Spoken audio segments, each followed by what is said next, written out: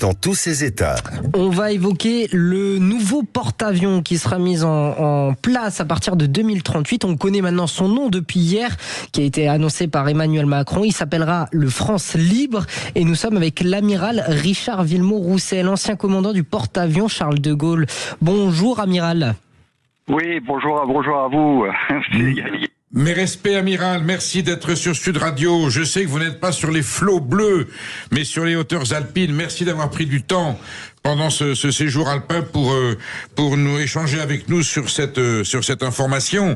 Donc le grand porte-avions, le prochain porte-avions français ne portera pas le nom d'une personnalité historique. On avait entendu l'idée que ça puisse être François Mitterrand ou Simone Veil ou Jacques Chirac. Il s'appellera la France libre par rapport à cette période de l'histoire si glorieuse portée par le général de Gaulle. Personnellement, qu'est-ce que vous en pensez du mot France libre? C'est un nom qui peut convenir à un porte-avions?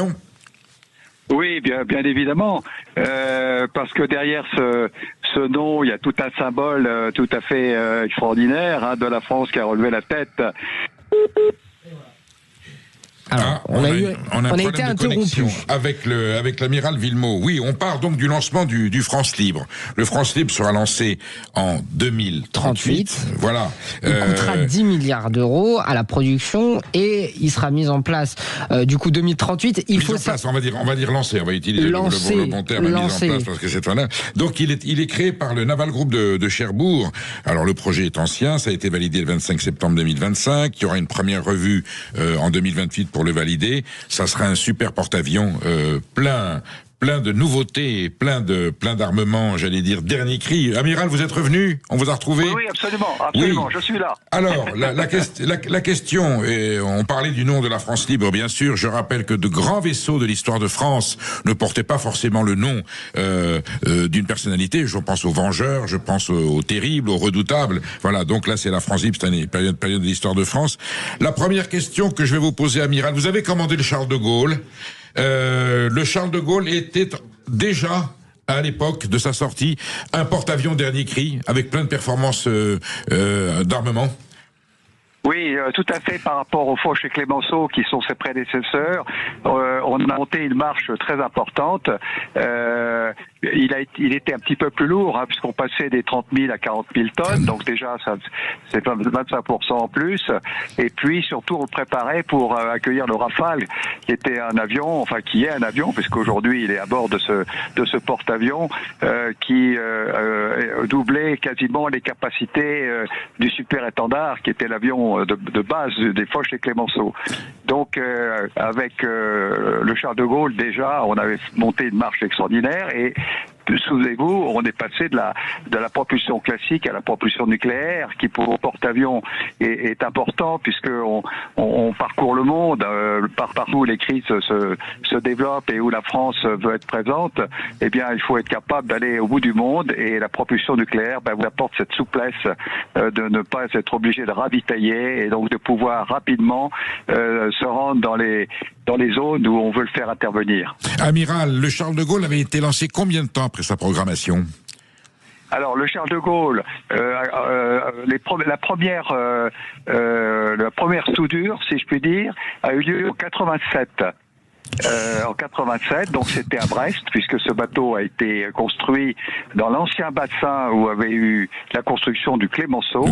C'est d'ailleurs ça qui a limité, si vous voulez, ses dimensions, puisque le bassin dans lequel se trouvait Clémenceau était un bassin pour des bateaux de 250 mètres, c'est le cas du Charles de Gaulle, et donc c'est 87, la première soudure. Et là, à Cherbourg, avec le Naval Group, il y a évidemment des capacités de construction qui sont démultipliées.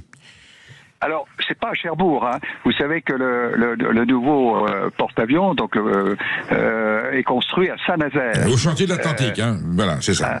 C'est tout à fait nouveau, et ça nous permet donc d'avoir accès à des bassins beaucoup plus importants, puisque vous savez qu'il y a des navires de grande dimension qui sortent bien sûr de Saint-Nazaire, et c'est pour ça que le porte-avions, le nouveau porte-avions pourra avoir une longueur de plus de 300 mètres, et là on arrive également dans des porte-avions qui sont proches de celui des États-Unis. Nous avons un auditeur qui souhaite intervenir, qui est Hervé d'Antony. Bonjour Hervé. Bonjour. Est-ce que le porte-avions, la France libre, vous inspire beaucoup de confiance? Est-ce que vous pensez que la France va pouvoir enfin peser sur la politique internationale quand elle disposera de ces... Oui, moi, le porte-avions me donne confiance. Pour peser sur la politique internationale, j'en suis beaucoup moins sûr. Voilà. Bon, mais ça, c'est le but de ce porte-avions. Vous avez été marin vous-même ou pas du tout?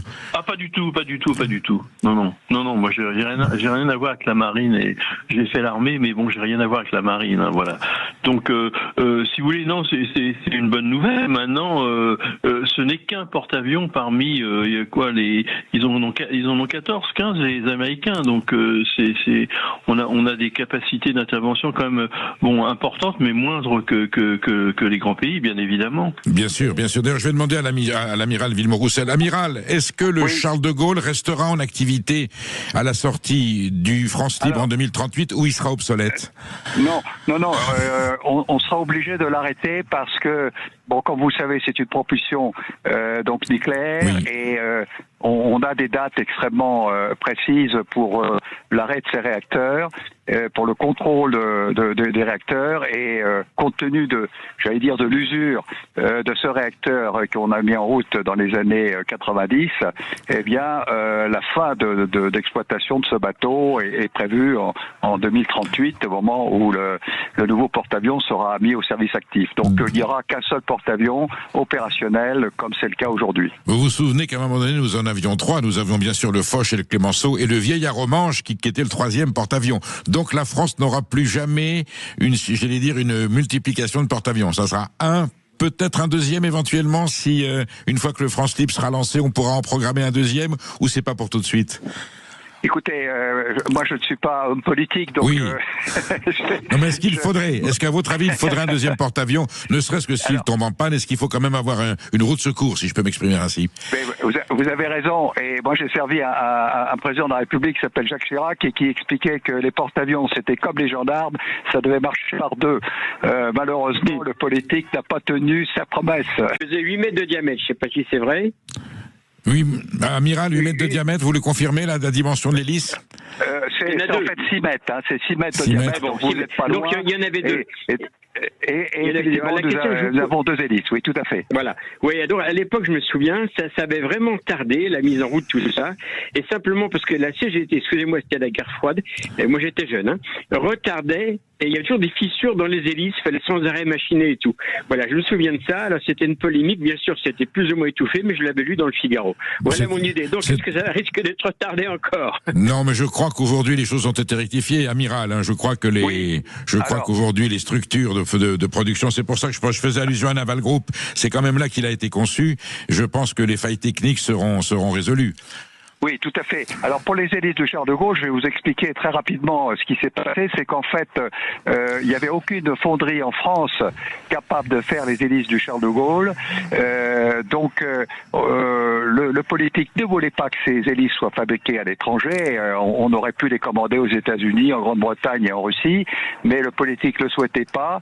Donc on a dû faire appel à une petite société française qui avait dit, écoutez, moi je suis pas capable de vous les garantir.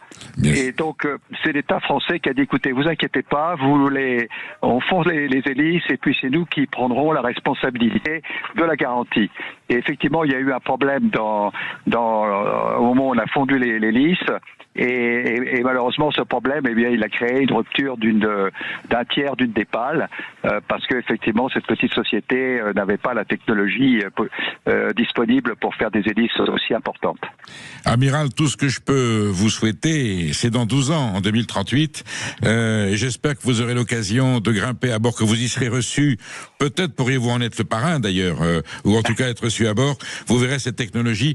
Plus sérieusement, est-ce que la France a besoin d'un argument de cette puissance comme un porte-avions? La question que je vous pose, est-ce que dans 12 ans, est-ce que je ne parle pas d'obsolescence, mais est-ce que la technologie militaire, est-ce que la précision des armements et l'évolution de la technologie militaire fera qu'il y a un petit risque qu'en 2038, le France 2 ne soit pas tout à fait, le France Bleu, le France Libre. Oui, c'est la défaut du journaliste, je cite des médias, que le France Libre ne soit pas tout à fait dans les performances que l'époque exigera. Est-ce qu'il peut y avoir ce risque? Alors écoutez, il est évident que quand on tout ce qui touche à la coque et à la propulsion, on ne pourra pas modifier au cours de la vie de ce bateau ces éléments, parce que c'est vraiment des éléments complètement internes. En revanche, pour le système de combat, comme vous le savez, là on fait appel à de l'électronique, j'allais dire moderne, et c'est ce qu'on a fait sur le Charles de Gaulle déjà. On a déjà modifié, en gros, tous les 5-6 ans, on a modifié le système de combat du Charles de Gaulle pour qu'il soit effectivement toujours up-to-date. Et on fera la même chose sur le nouveau porte-avions. Tout ce qui touche l'électronique, etc., tout ça, ça peut évoluer sans difficulté.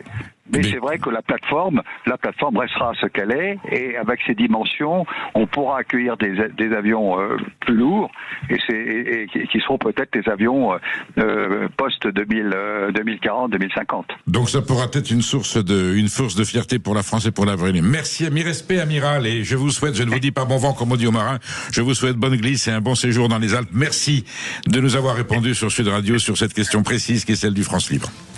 Eh bien, merci beaucoup à vous aussi et bon courage pour tout. Dans un instant,